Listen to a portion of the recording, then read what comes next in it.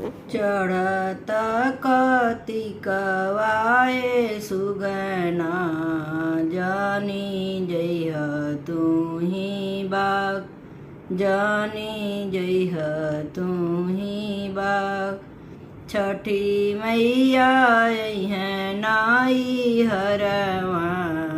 फलवा दीह जनि जूठार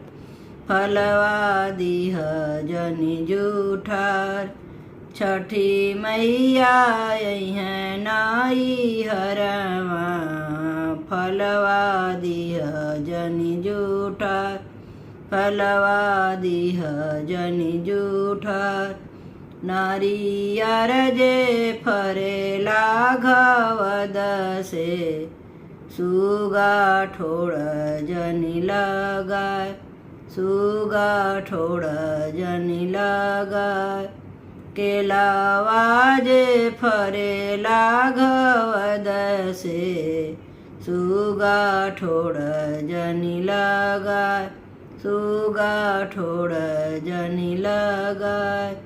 अनरवा जे फरेला घवद से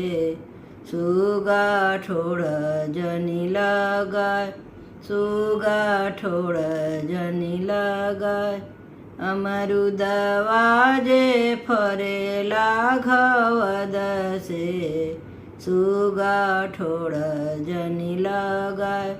सुगा ठोड़ जनि लगाय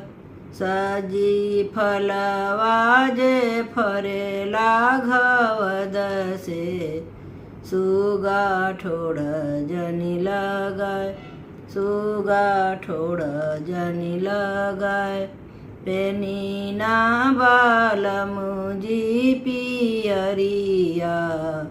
दौरा घाटे पहुँचाय दौरा घाटे पहुँचाय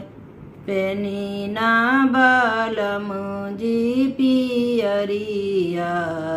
दौरा घाटे पहुँचाय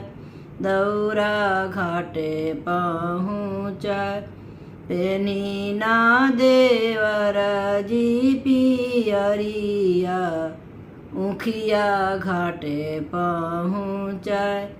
उखिया घाटे पहुँचाय भोरे भइल बोलेली कोयलिया भइले